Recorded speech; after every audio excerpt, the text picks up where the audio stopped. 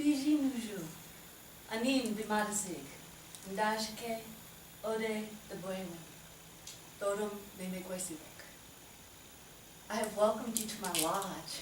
Thank you so much for coming. It's been so long since I've had company here on Woman's Island, where I live. Still, to this day, where I live. This lodge I made by myself. That's not usually how it's done.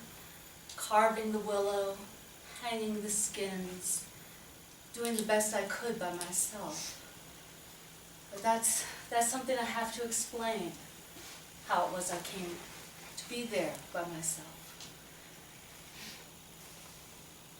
I haven't told the story for a long time, and not very many people know it or have ever heard it. But I'm here to share it with you. And I'll start just with a little song and a little burning of the sweet grass, our mother's hair.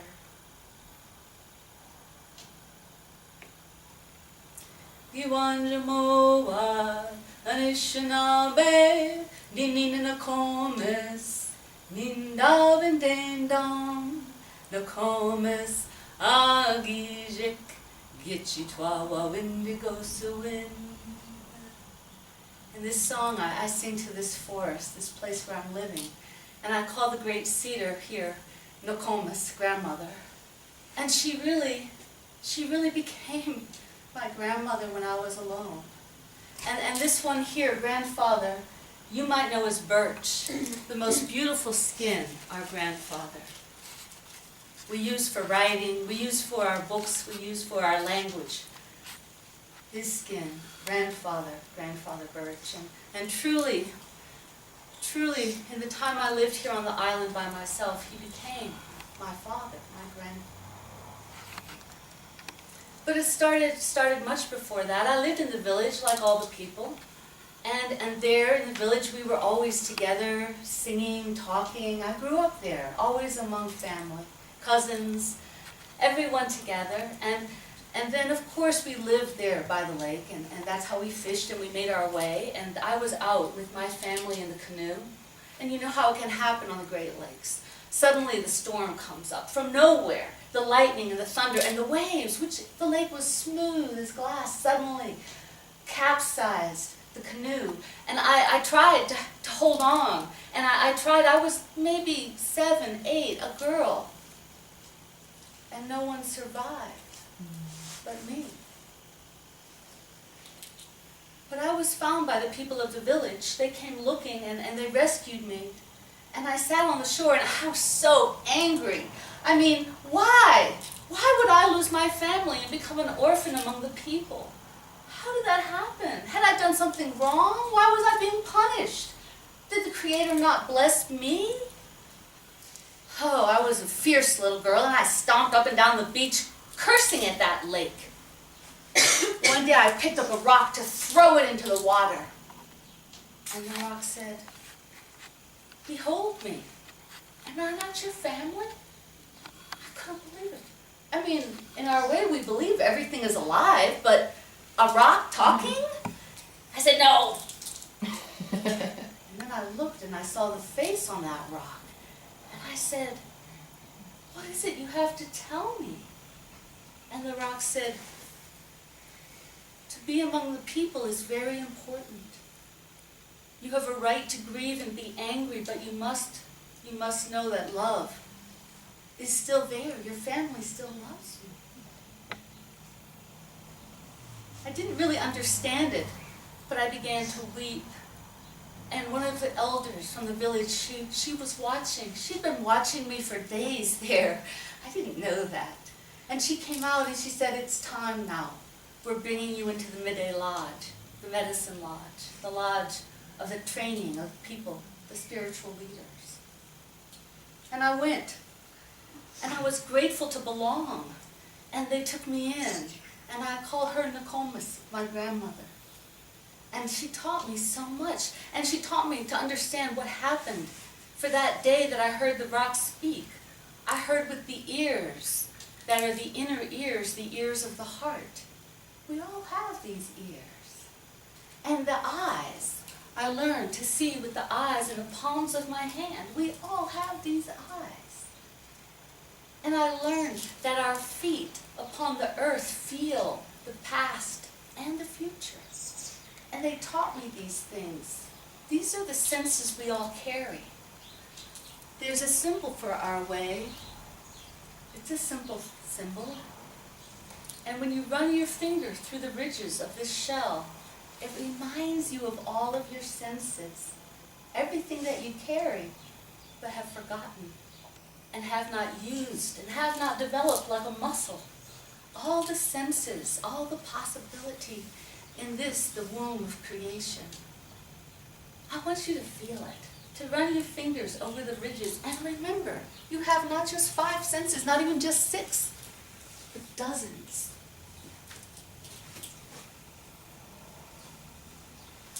Well, I did my 4-year apprenticeship, and I completed it, and I was still just a girl, just beginning my first moon. And the women of the island, you know, when you live like that, this is a long time ago, only the moon lighting us. So you all ovulate together at the full moon, and you bleed together at the new moon. And at that time, all the women go together to Women's Island, and they have their time together. And the men take care of the children, and they take care of the village, and they honor. This is the women's time apart. And I was a girl, first time going with the women, myself becoming a woman. And I was so happy. And when I came back to the village, something had changed in me. I was ready for something else in my life. And Nokomis understood that, and she said, yes, there's a man, maybe you would be interested. And I thought, really? I was so nervous. You know, I had been raised with the medicine people. I hadn't been raised with the young people. I didn't really know how to relate. She said, we're going to get you ready. And they made me the most beautiful quill work.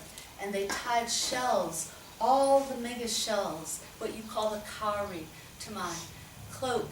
And I went to the dance where the young people kind of show off for each other. But I didn't really know how to mingle. I just stood back and watched. And there was such a handsome young man. His hair was shining. I found out later his aunties greased it with bear grease and combed it through with their fingers. It was gorgeous. And he had the most elegant quill work. I found out later it was because his mother was the master quill worker in the entire village. But in that moment, that impression he made, I was completely taken. And I told Nokomis, of course she didn't need to be told, and she said, we shall arrange it. And they went and spoke to his family and arranged for us to belong together and to move together into our own wigwam, into our own lodge. And I was so excited. And I was ready to do anything to make it work, you know. I wanted it to be so happy and perfect. So of course, I know the basic things to do. I knew all the herbs and plant medicines, and I could prepare, and I could do so much. But what I found out quickly, he did not know how to do very much. He had many older brothers and uncles and aunties, and they did for him. He did not even know how to hunt. I had to hunt for us.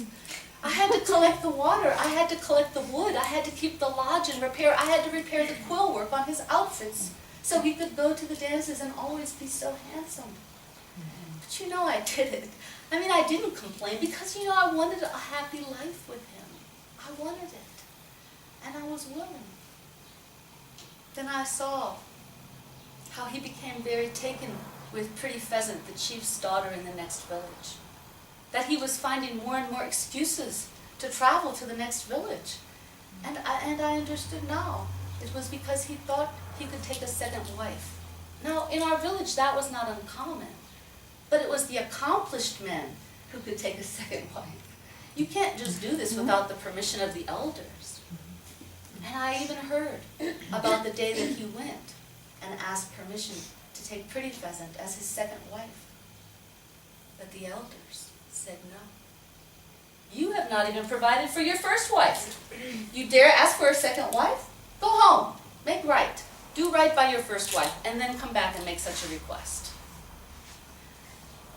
Well, he came in the lodge very angry, very sullen, and I somehow felt that it was my fault. I somehow felt that I was to blame, that he couldn't get what he wanted. And I was very upset. I wanted him to be happy. I wasn't concerned to have another woman in the lodge. It would help with the work. But you see, that wasn't the way it was going to be. And what he didn't know, of course, because I hadn't told him, I was carrying our first child. And still I was working. In fact, I worked doubly hard to make him happy. And I lost that child. And for our people, there's no greater gift than the continuing of the people. So the Nokomis came to me and she said, "Daughter, do you love this man?"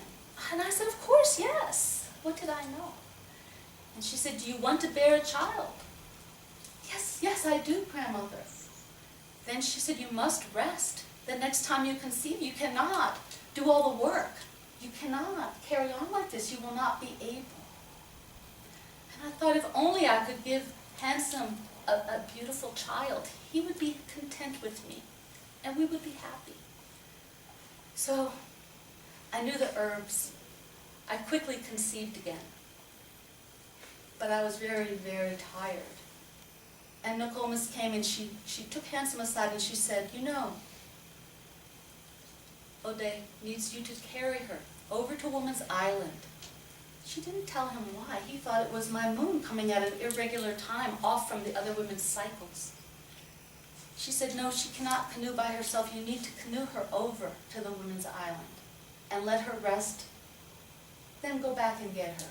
So Nokomis had arranged it. And in that moment, she gave me the elk tooth. You see, this is our symbol for stamina. Maybe she knew something I did not know. But I kept that elk tooth close by. And he paddled me over to Woman's Island. No sooner had he got me out of the canoe than he took his bow and arrow and shot it off into the woods and said, "There's a Wendigo, there's a monster." And then I saw him grab a spear point. But he stabbed himself. And then quickly, he turned the canoe and paddled away, leaving me there. I didn't understand it at first. What was he doing? And then I realized he was going to go back to the village and tell them a Wendigo, a monster, a cannibal, a spirit, a devouring spirit was on Woman's Island, just as he had shouted to me before he grabbed the spear point to himself. Of course, no one was going to come to Woman's Island if there was a devouring spirit there. I was being left. I began to mourn. I didn't want to live. I didn't want to have a child. I was alone now, completely. I grabbed the elk tooth and, always carrying my biggest shell, felt the ridges and remembered. In the womb of creation, love and life matter more. And I had something. I had more than I thought I did. And I prayed. And the great elk laid down its life and gave me this blanket. And the trees offered themselves for my lodge. And the plants for food. And the rabbits for meat. And I was able to live. I gave birth alone, and I could see across the water the village. But when I burned my fire and the smoke lifted above the trees, of course they thought, evidence of the Wendigo, the devouring spirit waiting to catch the women. And so I was profoundly alone. That's when I began to hear truly the voice of the plants. When I began to feel truly that my love was my love. My love was not Handsome's love. It was my love for life. It was my love for being. It was my love for possibility, and that I could love, even alone. And I did love. And my child was born, and I prayed for help. And the spirits of the sister of the women of those islands came, and they helped me birth my child. I was not alone with those spirits. I saw them like I see you here now. And they came and helped me. And then I realized in consciousness, I was not limited to the place my body was. In consciousness, I could travel to the village, and I could see grandmother, my Nokomis. I could see Handsome. In fact, I was there when Handsome married Pretty Pheasant. For he did his period of mourning as was required, and then of course they gave him permission to have a second wife. And he brought her to our lodge that I had prepared for our life. And she entered that lodge and she was impressed by the beauty of it. But Handsome did no better for her than he did for me. He didn't know how to hunt. She was a chief's daughter. She wasn't about to hunt. He didn't carry water. She wasn't going to carry the water. He didn't go into the woods for the firewood. Well, she wasn't going to dirty herself with that work. So soon enough, Pretty Pheasant sized up that situation, and she went home to her father. And there he was, all alone. Well, in that time, of course, he felt terribly miserable. His life had gone wrong. It must be because he had wronged me and I was dead on that island. So he had to make right with my dead spirit. So he bravely, because now he practically believed the Wendigo story, paddled himself over to Holmes Island, trembling with fear, and I saw him coming, and I took our son in my arms, and as he approached the beach, I stepped out, and there in that moment, in panic, he drew his bow and shot me through, and I dropped our son, and I left my bones and flesh, and I became spirit in that moment. And in that moment, my life did not end, for you see, we are just spirit embodied in cases of flesh. I knew that. And so as spirit, I saw he carried me and his heart broke open and he wept. And he took me and our son back to the village and he confessed everything. He took responsibility for it. And he promised to raise our son knowing me always. And they placed white stones at the place on the island where my life ended, but not my spirit, for it did not end. And those stones, when the French fur traders came hundreds of years later, they thought those native people didn't have safe passage, and they added white stones. And when the British came hundreds of years later and saw this great mound of white stones, they built a lighthouse to light the way through those treacherous waters. That lighthouse stands today from the stones that symbolize spirit that continues even when the flesh drops away. And the one you know as Anne, I visited her when she came to the island and fasted. And I said to her, I'm handing you the lineage that I carry. I gave her the shell. And I appeared to her just like I'm appearing to you today. I said, carry the lineage. It's important. Do not let the stories be forgotten. Oh, you went.